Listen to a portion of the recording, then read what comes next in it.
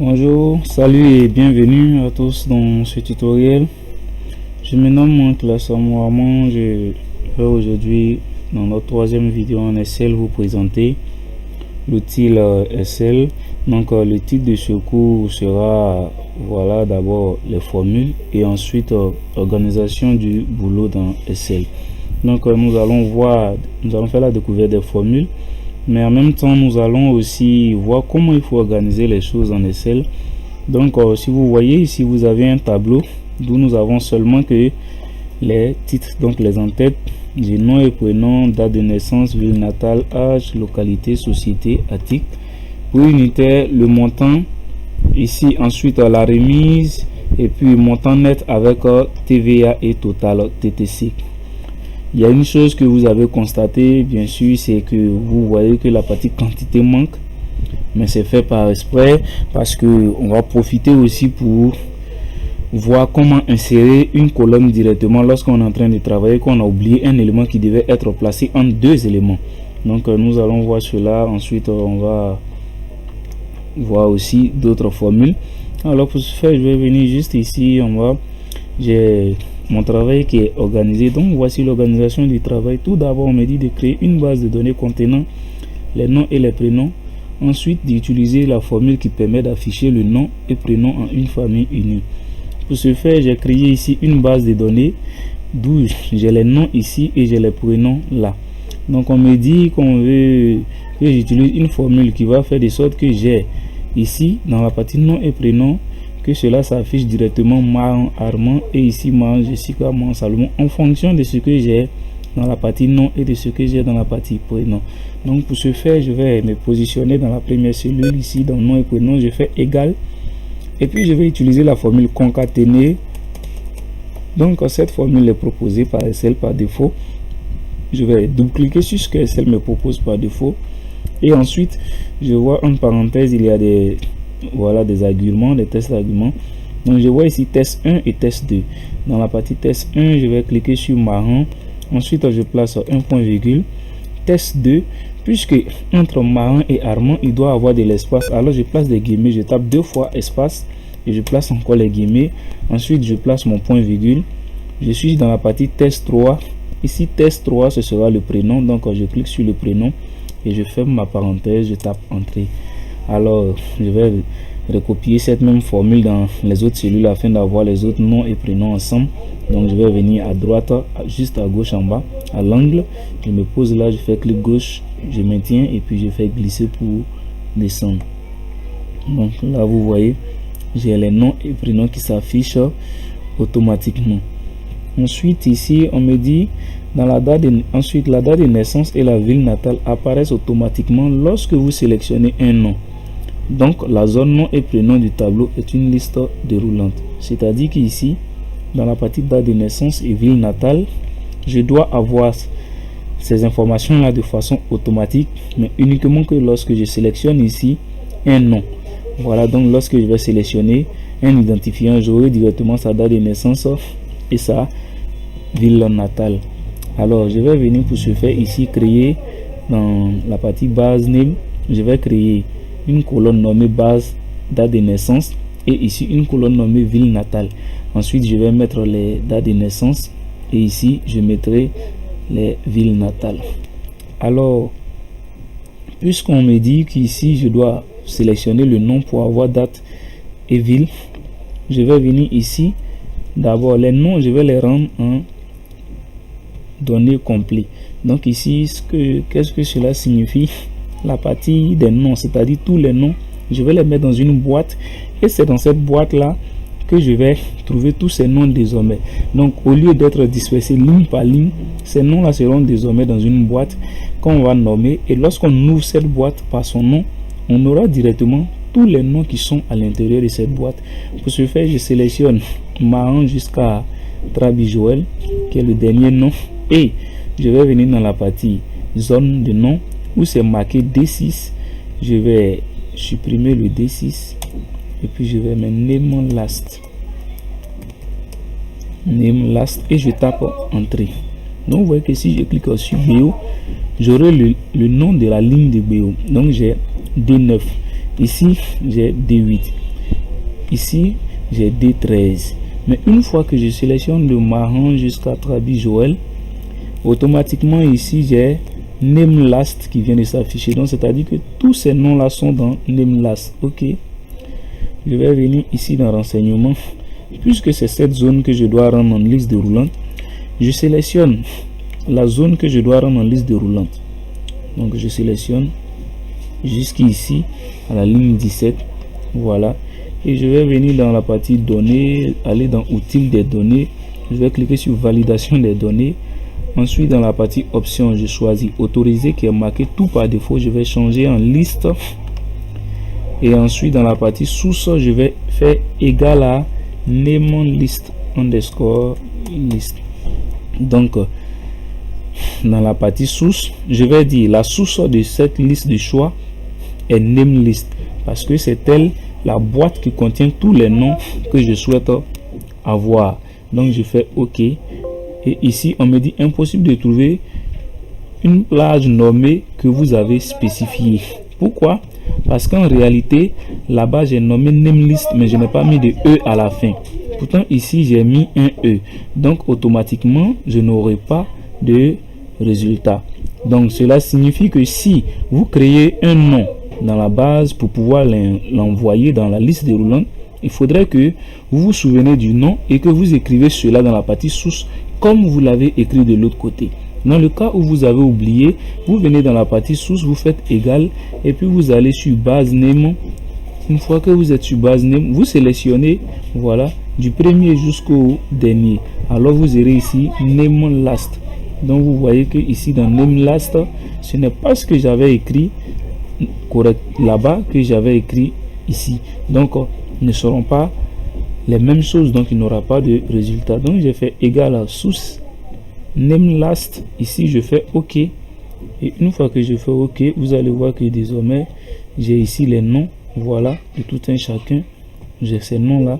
Maintenant je peux sélectionner un nom, voilà, je peux encore sélectionner un nom.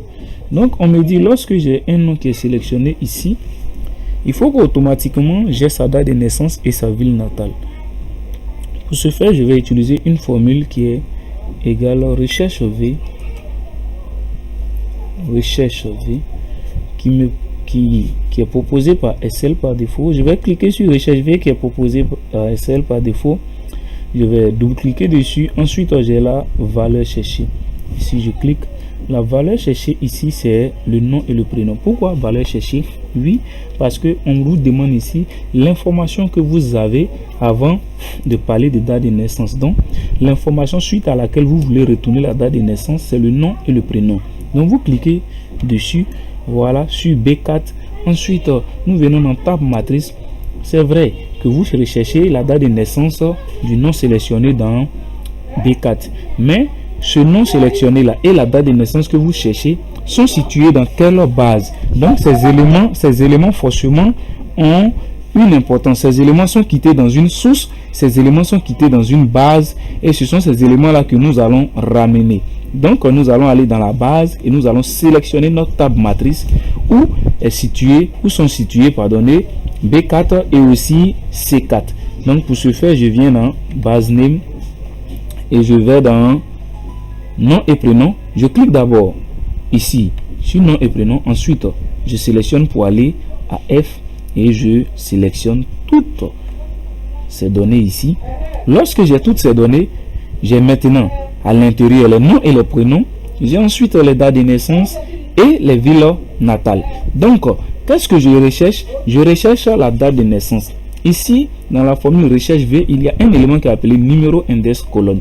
Cet élément vous permet non seulement de répertorier la zone que vous cherchez et aussi d'afficher directement le résultat en fonction du répertoire. C'est-à-dire, lorsque vous cherchez la date de naissance dans votre matrice sélectionnée, c'est-à-dire de nom et prénom jusqu'à ville natale, vous devez savoir vous avez utilisé combien de colonnes. Dans cette matrice, nous avons utilisé 3 colonnes. Donc, nom et prénom est première colonne, date de naissance est la deuxième colonne et ville natale est la troisième colonne. Donc, dans la partie numéro index colonne, nous aurons pour troisième colonne date ville natale, et nous aurons pour deuxième colonne date de naissance, et pour la première colonne nom et prénom. Ce qui signifie que numéro index colonne ici doit être numéro 2. Pourquoi numéro 2? Parce que c'est la date de naissance que nous recherchons, c'est la date de naissance que nous voulons renvoyer. Donc la date de naissance est dans la deuxième colonne. Ensuite, je vais faire numéro index colonne, je vais écrire 2. Et dans la partie valeur proche, la valeur proche ici, il y a deux valeurs proches. Donc vrai est la correspondance approximative et faux est la correspondance exacte. Nous allons choisir la correspondance exacte bien sûr parce que nous voulons que si nous avons Jessica qui est sur la 8e ligne, il faudrait que automatiquement la date de naissance qui est placée sur la 8e ligne dans la partie date de naissance soit retournée présentement là. Donc pour ce faire, nous allons écrire faux dans la partie valeur proche et nous faisons OK. Alors nous avons un message qui affiche ici. Ce message nous dit dièse n/a. Voilà. Et si vous remarquez bien, ce message a une importance. Il nous décrit ici que une valeur n'est pas disponible pour la formule ou la fonction. Pourquoi? C'est-à-dire qu'ici, dans la partie nom et prénom, c'est lorsqu'on sélectionne un nom qu'on a automatiquement la date de naissance. Donc, pour ce faire, il faut sélectionner un nom. Si nous ne sélectionnons pas de nom, nous avons une erreur. Donc, je sélectionne un nom ici et j'ai la date de naissance de ce nom-là. Voilà. Donc, si je ne sélectionne pas, j'aurai le code erreur. Alors, si je tirais ma formule ici, vous allez voir que j'ai l'erreur sur toute la ligne. Et ce n'est pas joli. Voilà, cela gâte en tout cas la vue du tableau. Donc, pour ce faire, nous allons corriger l'erreur avec une formule appelée si erreur. La formule si erreur nous permet d'indiquer un message en cas d'erreur dans notre formule présente. Voilà, donc si nous avons une erreur dans une formule, voici ce que vous devez afficher chez Excel. Si nous avons une erreur dans une formule, vous ne devez rien afficher chez Excel. Donc pour ce faire, nous allons ici sélectionner d'abord toute notre formule recherche V en laissant le signe égal et nous faisons CTRL X pour couper. Donc impossible d'utiliser le presse-papier. Je fais OK. Donc ici, je vais ici reprendre. Je vais ici taper entrée et je vais venir ici. Je vais sélectionner de recherche V jusqu'à la dernière partie en laissant le signe égal et je coupe avec CTRL X. Ensuite, je vais commencer à écrire si erreur. Si erreur, Excel me propose si erreur par défaut. Je vais double-cliquer sur cette formule qui va nous permettre d'afficher un message en cas d'erreur. Et dans la partie si erreur, j'ai deux tests, j'ai deux arguments, donc j'ai valeur et j'ai valeur si erreur. La valeur, bien sûr, c'est notre formule qu'on vient de couper, on va la coller avec CTRL V. Ensuite, on place un point virgule. La valeur si erreur ici, c'est lorsque nous avons une erreur dans cette formule, qu'est-ce que nous devons afficher?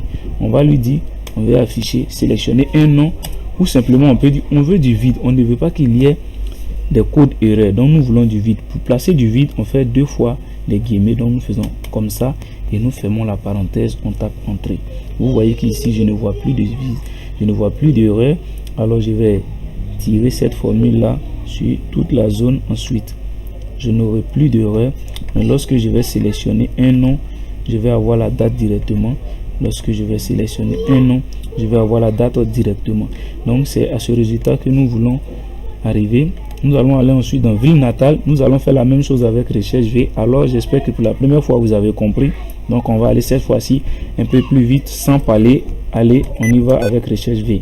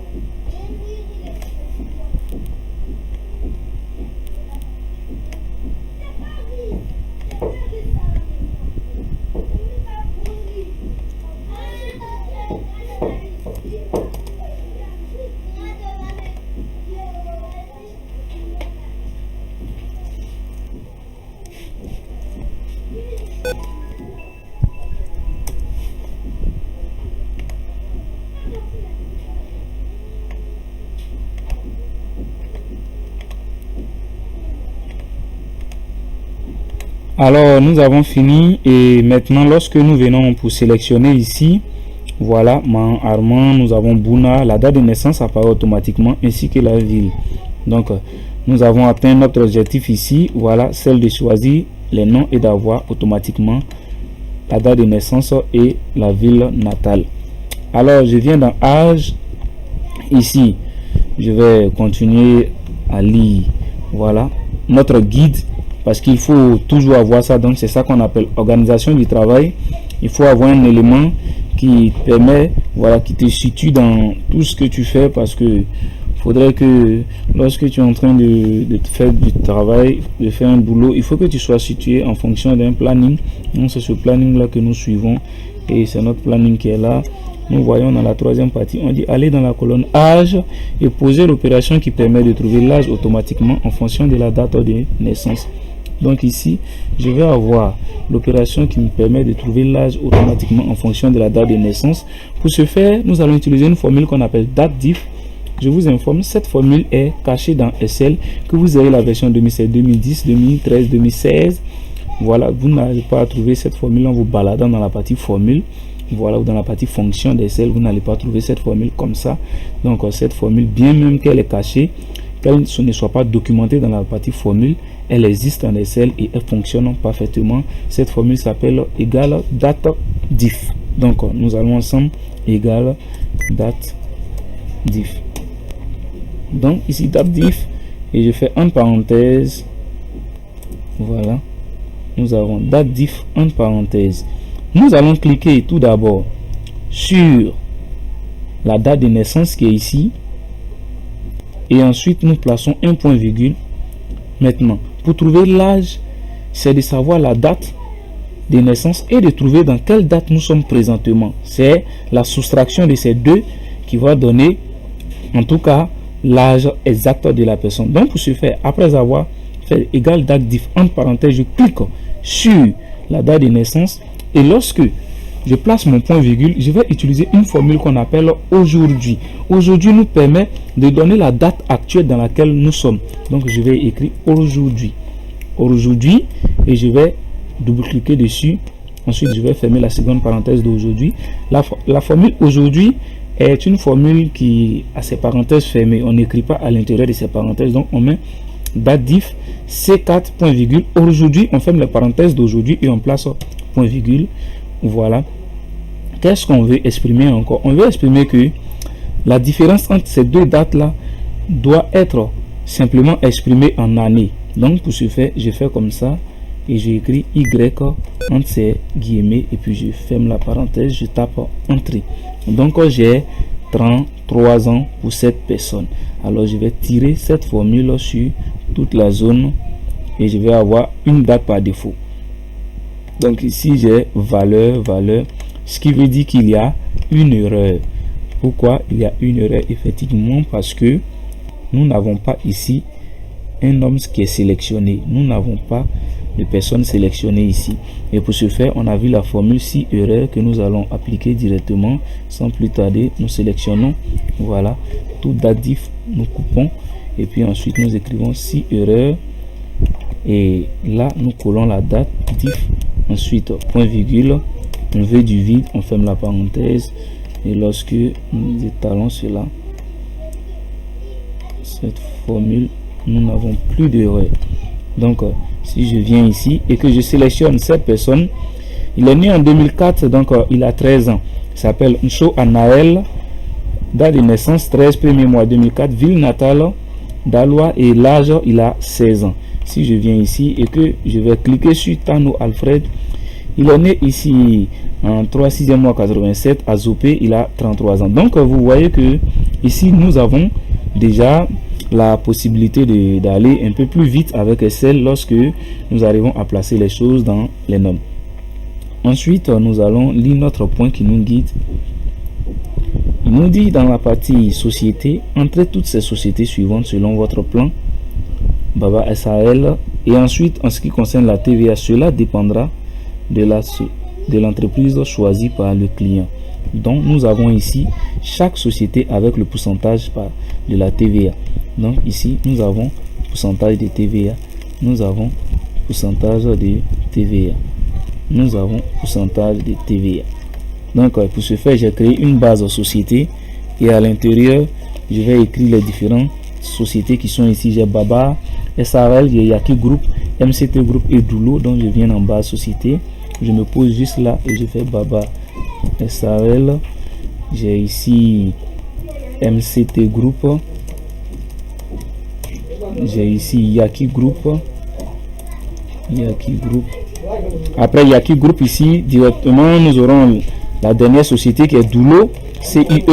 Donc dans Doulo CIE, je vais écrire ici directement dans Baba SAL. Je vais venir voir les pourcentages. Il y a 18% pour Baba, 16, 30 et 21, 18. Donc ici il y a 18% pour Baba. Donc je vais venir ici 18% pour Baba. Je viens dans MCT Group, nous avons 16,30%, donc 16,30%. Et ici dans Yaki Group ici nous avons 21%. Et ensuite dans Doulo CIE, je crois bien que nous avons 18%. Donc je retourne, j'ai 18%, 16,30 pour Yaki et 21 pour MCT Group. Donc j'ai ici 21% pour MCT Group et 30%, voilà, et 16,30,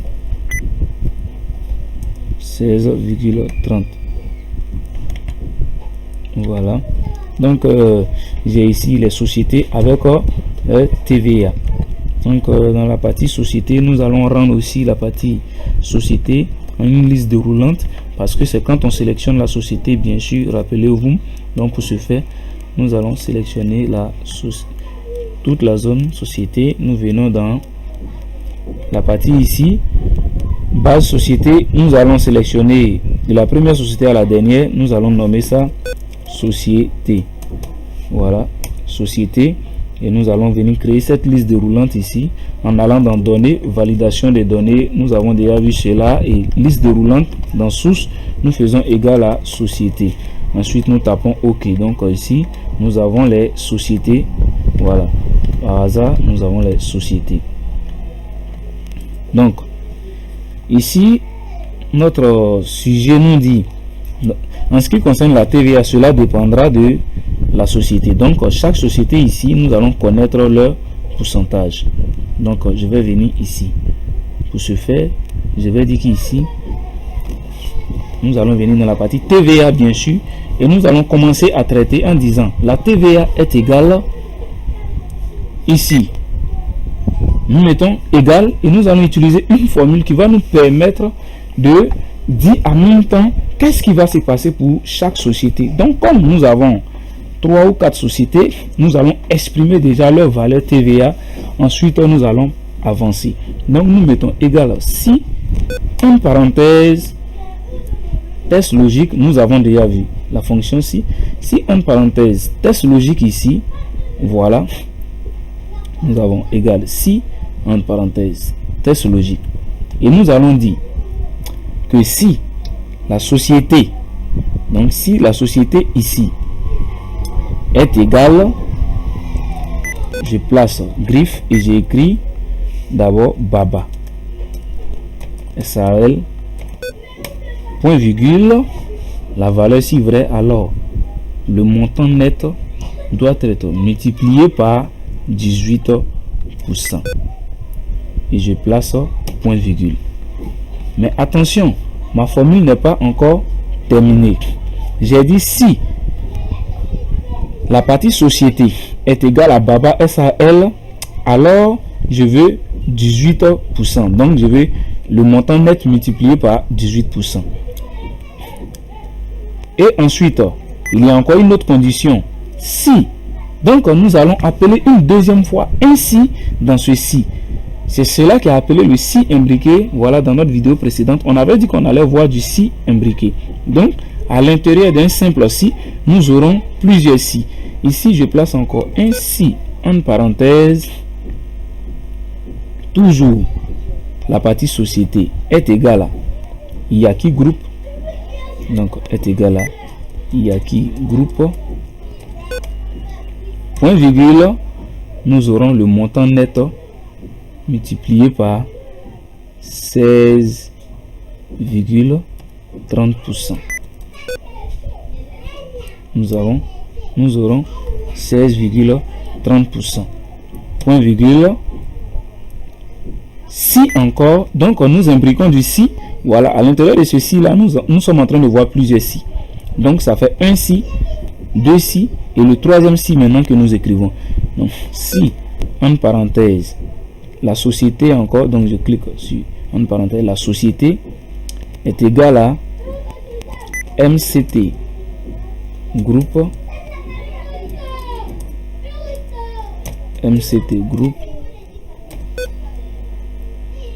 point virgule. Alors nous allons faire le montant net multiplié par 21%. Point virgule. Si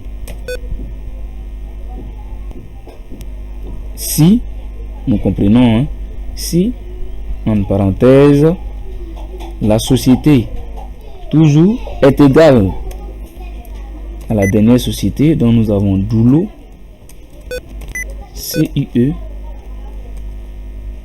point virgule,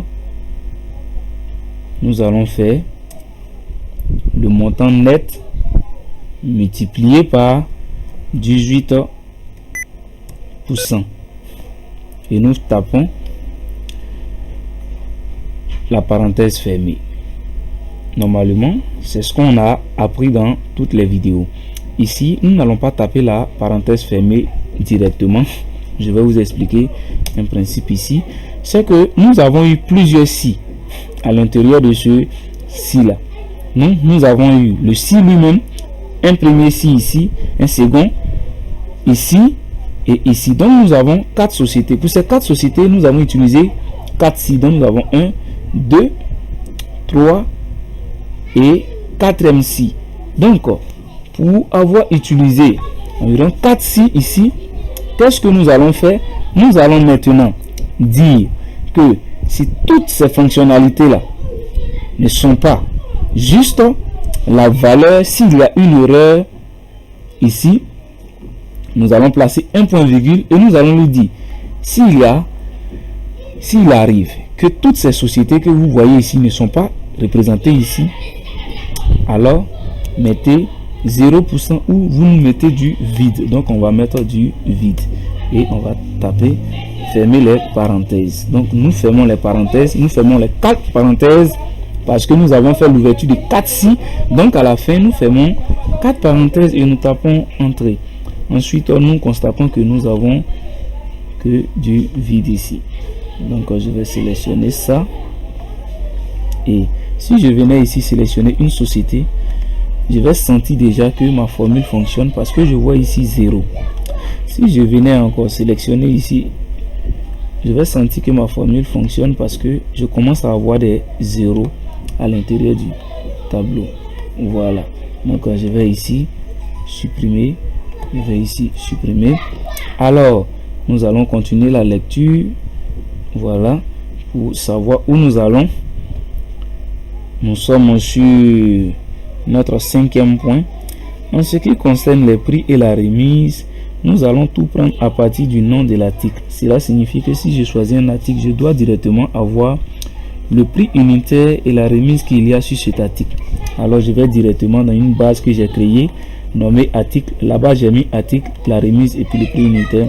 Alors je vais écrire cacao, je vais écrire café, je vais écrire banane, je vais écrire mangue, je vais écrire ici orange, je vais écrire citron, je vais écrire ici goyave, j'écrirai avocat, j'écrirai ici chocolat, j'écrirai ici yoplait et je mettrai ici laiti. Donc vous voyez que là j'ai ces articles que je viens de créer. Je vais placer des remises par défaut. Donc je vais mettre ici 3%. Ensuite je vais mettre ici 4% sur cet article et je vais mettre ici 8% 8% sur cet article. Et je vais taper comme ça.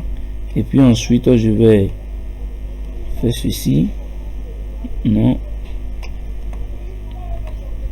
Non, je préfère que vous mettiez une seule remise, donc vous mettez 5% par défaut pour tout le monde. Vous placez 5% par défaut pour tout le monde. Et dans prix unitaire, dans la partie prix unitaire, nous allons mettre maintenant 250, 520, 458, 800, 750, 300, 200, 100, 250, 630, 600. Donc nous avons les prix unitaires et nous avons aussi les prix, unitaires et nous avons les remises. Alors, qu'est-ce que nous allons faire? Nous allons venir maintenant dans la partie article, puisque notre sujet nous dit que le prix unitaire et la remise va dépendre de l'article qui a été sélectionné. Donc nous allons créer une liste déroulante pour l'article. Nous allons directement aller dans base article. Nous avons déjà vu cela. On va créer directement sans aller. Donc allons-y.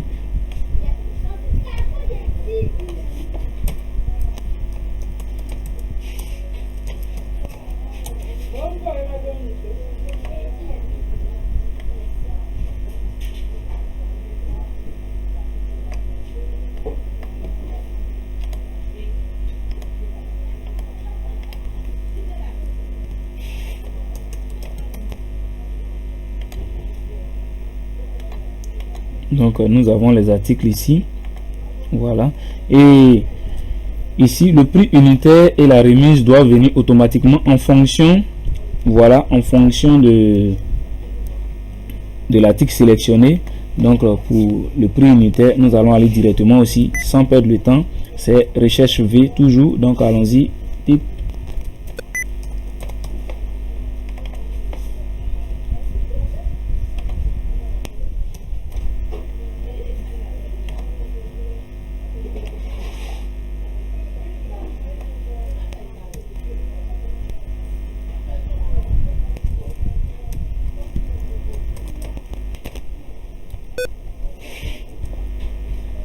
Donc ici, je n'ai pas d'article sélectionné, donc j'ai le code d'erreur. Si je venais sélectionner ici, je sélectionne l'article, j'ai le prix unitaire.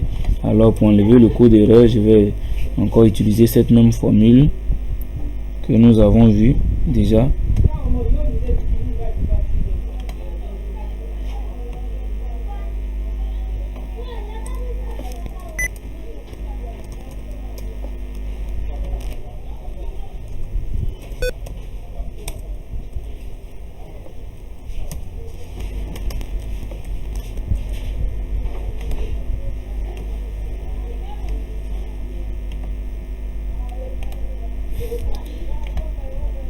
Donc j'ai maintenant l'article, j'ai le prix unitaire, j'ai avocat, j'ai son prix unitaire, et ensuite je vais maintenant venir dans la partie remise. Je vais appliquer pour la remise. Je sais que tous les articles, la remise est de 5%, alors je fais égal. Nous allons faire du si impliqué comme ce que nous venons de voir tout à l'heure, donc égal si en parenthèse. Ici, voilà, nous allons sélectionner l'article et puis ensuite faire de l'imbrication. Si vous sélectionnez différentes remises, donc vous pouvez mettre 3 remises et puis vous pouvez mettre 3%, 2%, vous pouvez mettre même 6%, 8% et vous allez réessayer la formule si imbriquée ici pour attribuer différentes remises en fonction de ces articles là. Alors moi, je sais pas ce que je vais faire avec vous, mais je vous conseille cela. Cela va vous permettre de tester votre capacité en fonction si imbriquée. Donc nous ici, on va directement dire que ici, on va lui dire que égal le montant multiplié par 5% de remise. Donc nous avons 5% par défaut et nous tapons entrée. Donc nous allons appliquer cela sur toutes les cellules.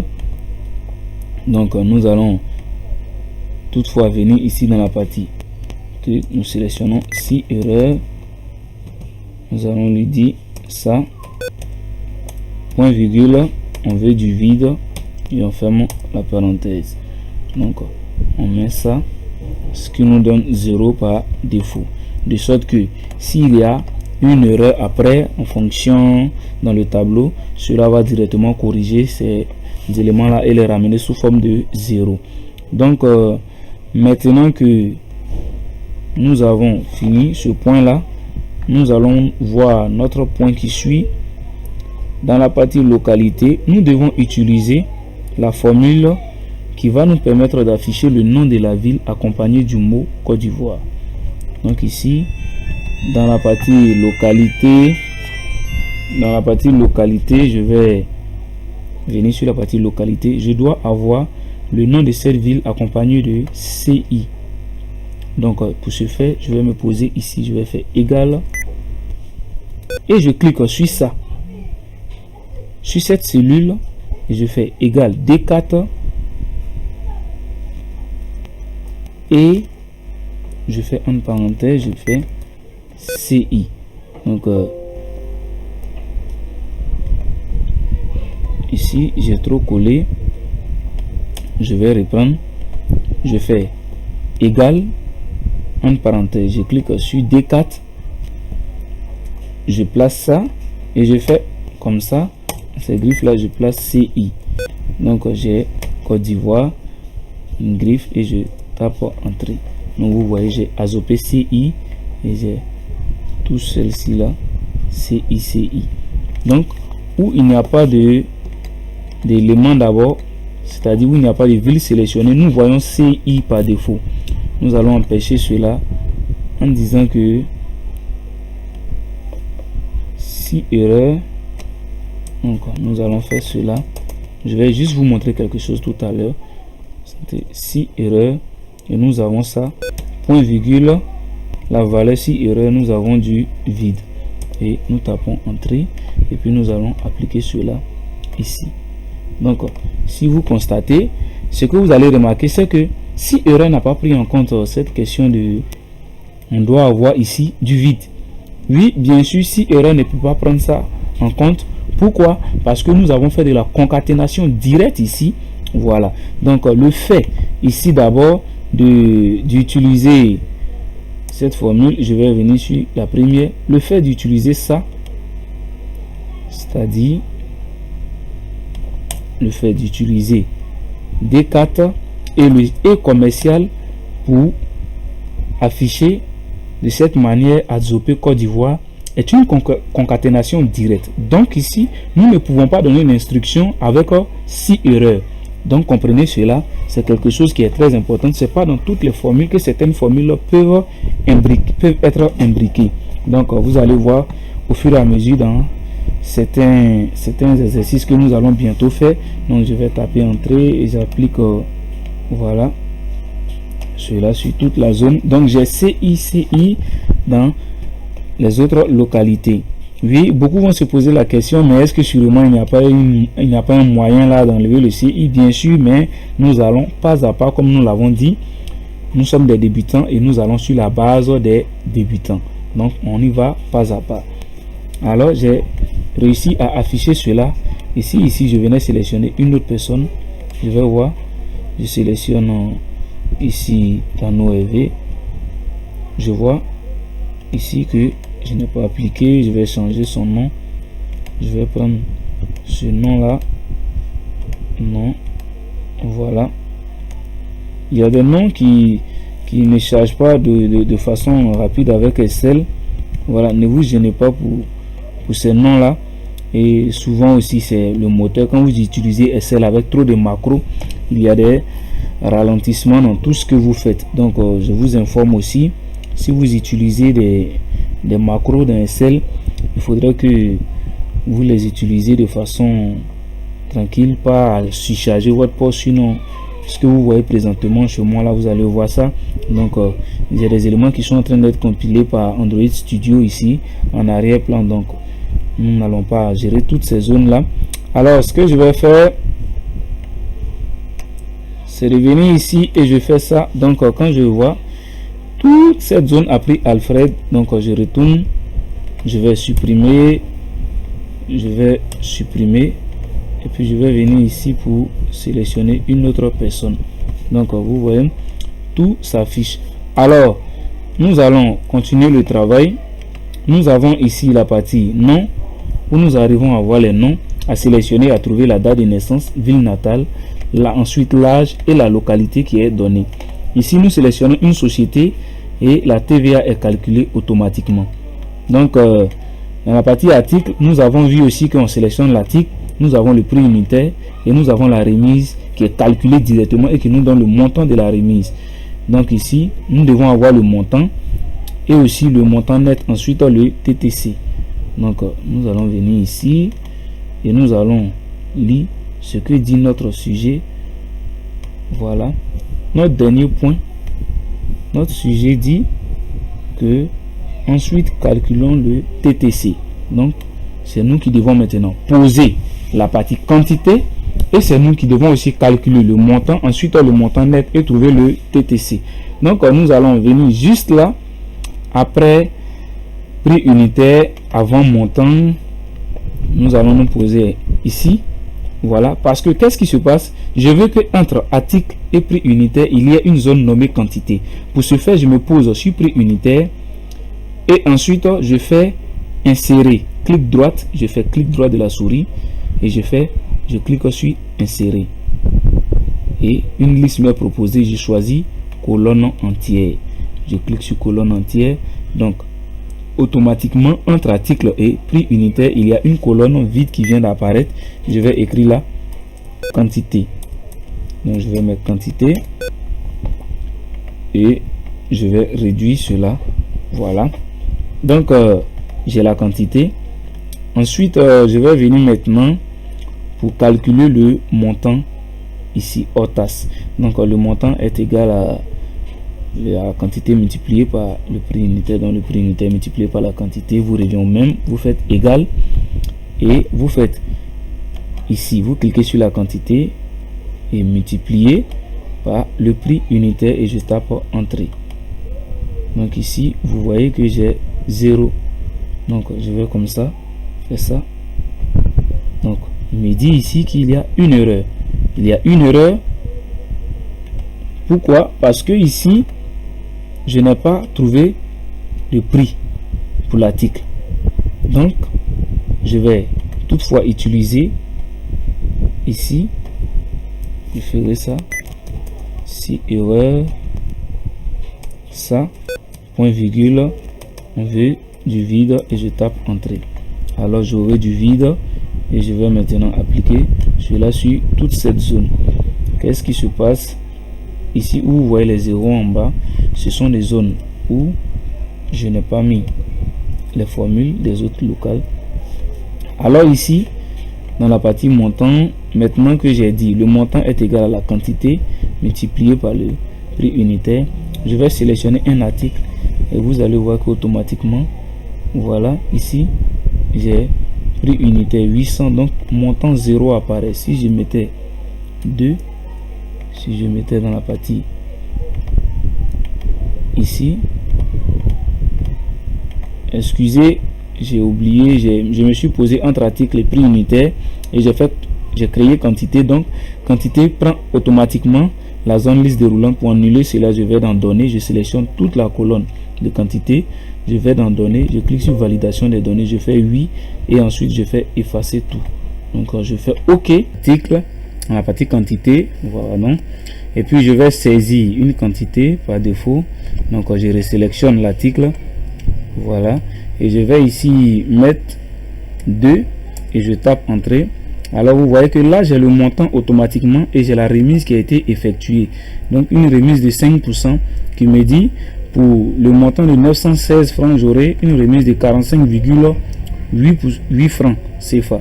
Donc ici je vais encore sélectionner autre article, je vais venir ici sur citron qui fait 300 et je vais dire que je prends 500 comme quantité. Alors ici j'ai 150 000 comme le montant OTAS et la remise ici me fait 7500, donc je dois trouver le montant net. Alors pour trouver le montant net, qu'est-ce qui se passe? Pour trouver le montant net ici, nous allons utiliser une petite formule, c'est la soustraction. Donc je vais dire ici que montant net est égal à montant moins ça, et je tape entrée. Donc si jamais j'ai 10 ici et que ici j'ai choisi un article, alors j'aurai ici directement le montant net. Donc j'ai 7125 qui est le montant net. Alors je vais appliquer cela sur toute la zone. Voilà. Et si j'ai la valeur qui est représentée, je vais utiliser la formule si erreur pour annuler cela. Donc si erreur n'est plus un secret pour nous, voilà, nous avons connu cette formule et nous savons ce qu'elle fait. Nous pouvons l'utiliser au moment opportun. Donc je viens là et désormais j'ai du vide par ici. Si je sélectionne ça et que je mets 50, vous voyez que là j'ai le montant net automatiquement en fonction de la remise. La personne devait payer 40 000 dans montant hors taxe. On lui a fait une remise de 2000 francs. Donc présentement la personne doit payer 38 000 dans montant net. Qu'est-ce qui se passe? Il faut qu'on ait la TVA aussi. Alors la TVA ici, on a dit que cela dépendra de la personne, c'est-à-dire de la société. Donc je vais sélectionner une société. Vous allez voir Yaki Group. Alors avec la TVA, tout est monté à 1161 francs comme TVA. Donc la TVA fait 1161 francs dans les 7125. Donc ici j'ai ici Baba SAL qui fait 18% et qui a 6840 francs comme TVA. Alors je vais maintenant trouver le total PTC en faisant égal, alors égal à montant net plus TVA pour donner le total TTC. Donc je vais venir ici, je vais changer ma formule en utilisant somme. Donc je fais égal somme en parenthèse montant net point virgule TVA et je ferme la parenthèse. Alors j'ai ici le résultat correctement. Voilà.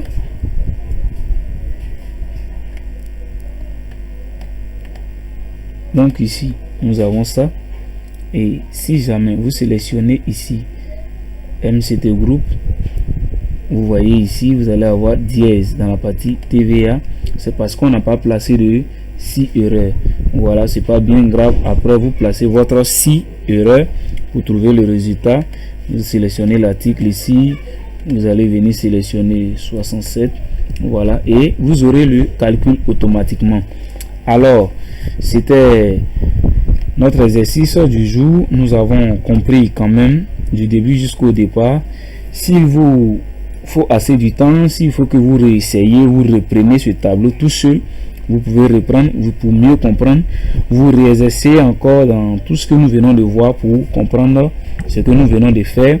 Alors nous allons remplir tout le tableau dès le départ là et pour voir un peu à quoi ressemble tout ce que nous avons fait. Donc j'ai là, je sélectionne boulot CE. Après j'ai article, je vais prendre ici citron, je vais placer ici comme quantité 80. Alors vous voyez que tout est calculé automatiquement. Nous n'avons qu'à sélectionner et puis ici tout ce que nous remplissons, si vous remarquez bien, ce ne sont que les quantités parce que les villes et autres vous ne saisissez pas, vous choisissez dans la liste au choix. Donc ici tout ce que vous faites, vous n'avez qu'à sélectionner les articles, vous n'avez qu'à sélectionner les sociétés, à sélectionner les noms et prénoms et vous venez saisir dans la partie quantité pour insérer la quantité qui a été relevée. Donc ici nous avons maintenant notre tableau qui est complet. Nous pouvons l'utiliser. Voilà, dans d'autres exemples nous pouvons modifier le tableau, changer de nom. Si ce n'est pas ce qu'on voulait, à la place de celui-là nous pouvons placer l'autre. Donc voici un peu, c'était Marrant Access. Merci de vous abonner à notre chaîne YouTube. Merci aussi d'être sur Facebook avec nous, d'être sur WhatsApp avec nous. Merci de partager nos vidéos. Merci de nous donner en référence à certaines personnes pour leur formation sur Internet avec Excel, Access, avec tout tout ce que vous connaissez dans la programmation, tout ce que vous souhaitez connaître dans la programmation Android, dans la programmation